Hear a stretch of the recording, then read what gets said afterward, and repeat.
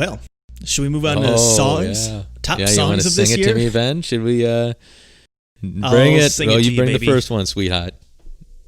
So I'm guessing there's going to be a lot of correlation from our albums, and there is. I tried to avoid that a little bit, but the first one is the one I talked about heavy from Tame Impala. That's Posthumous Forgiveness.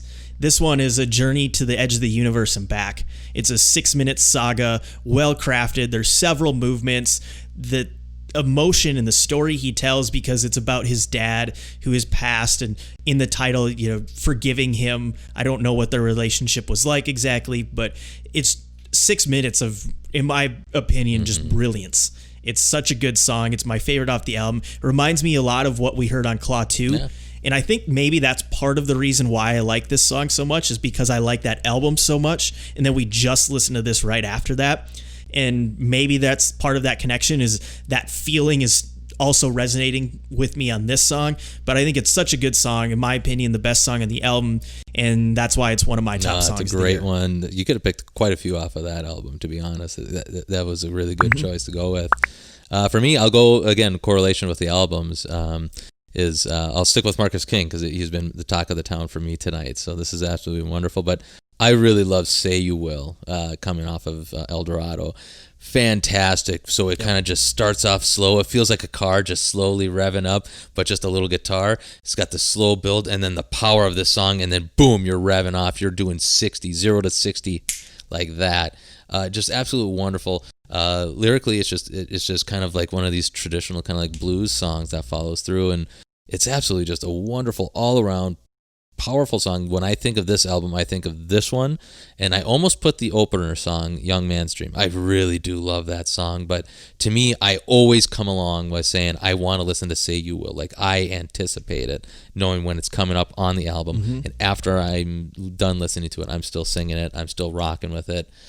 Definitely, Say You Will is one of the songs that I really enjoyed this year. Just absolutely beautiful work here by Marcus King. Yeah, that's a good one. Again, lots of good songs on that album, so you really can't go wrong with any choice there. My next song is one that wasn't on one of my top albums, but it was one of the honorable mention ones, and that's the track I Don't Mind by Sturgill Simpson.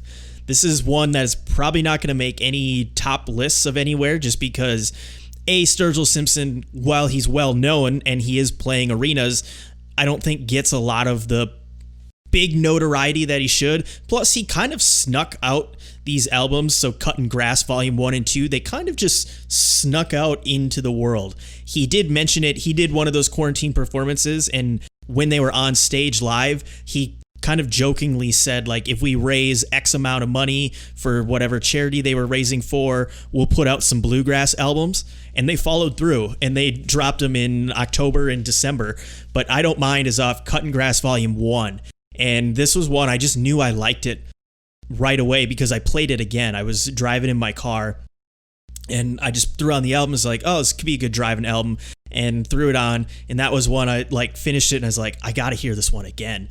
And it's Sturgill going back to his country roots, but it's after gracing us with a nice rock and roll album of Sound and Fury, but it's all bluegrass stuff, and there's bluegrass guitar, mandolin, mixed with Simpson's country vibrato. It's a really good song. There's emotion, there's pain in it. I guess that was kind of a theme. I was really on emotion and pain this year for some reason. So, man, but listen to that one. It's a great track. Well done by Sturgill Simpson. That whole album is really good. It's a sneaky good one because it just kind of came out of nowhere. But that one, it deserves some high praise.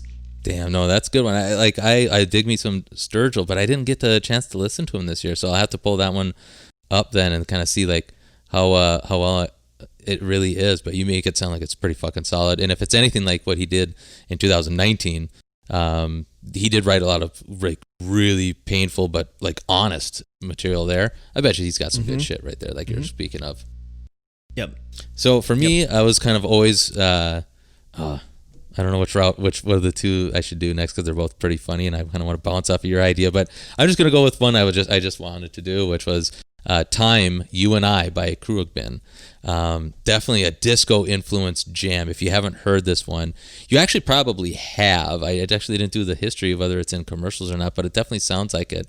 But I did have the YouTube post here, Ben, since you said you didn't listen to Mordecai, if you want to listen to that a little bit. But absolutely just a fun little jam. Very sick bass on it. Just got that groove that you really want. The scratching of the guitar, the beautiful bass line, the soft vocals. So it's a very clean and welcoming song. It just is happy time in a period that we're really not happy as a world.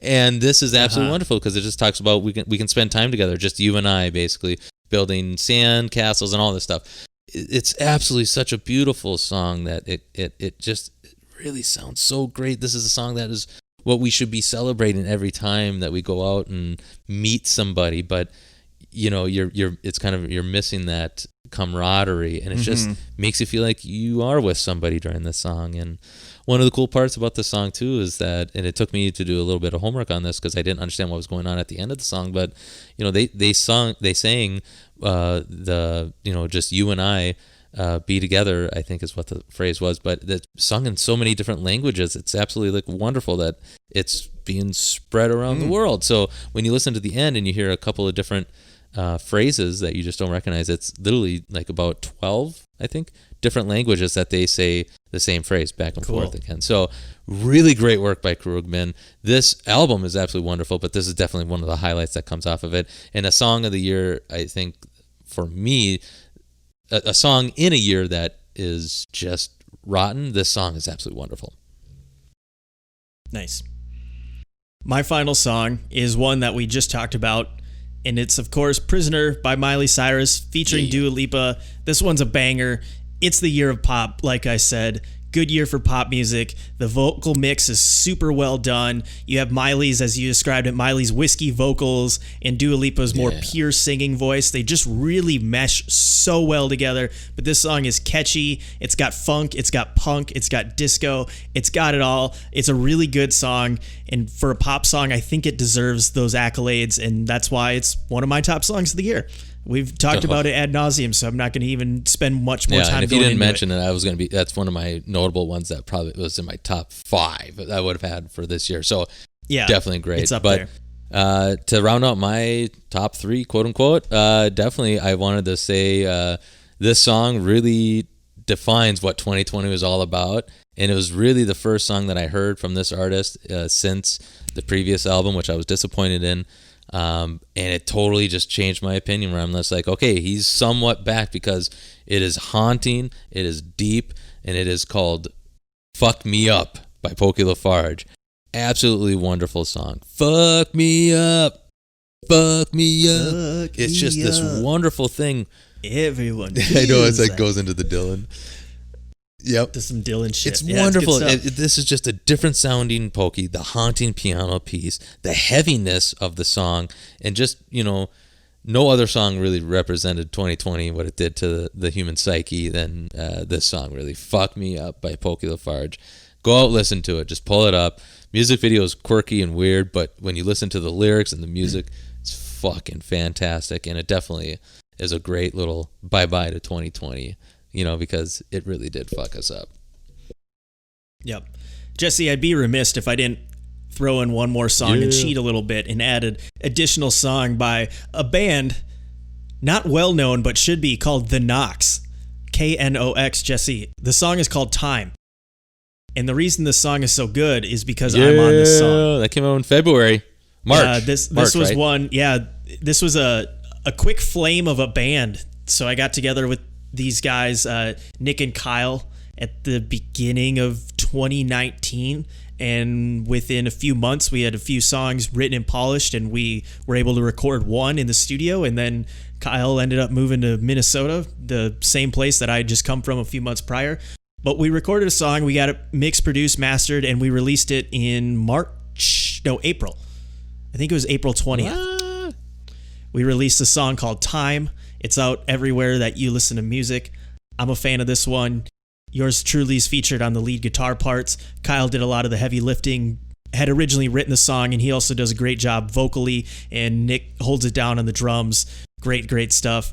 I'm a fan of this one. I like it. I'm proud of it. So I just wanted to I share thought you that were one going to too. say Glass Animal Space Ghost Coast to Coast.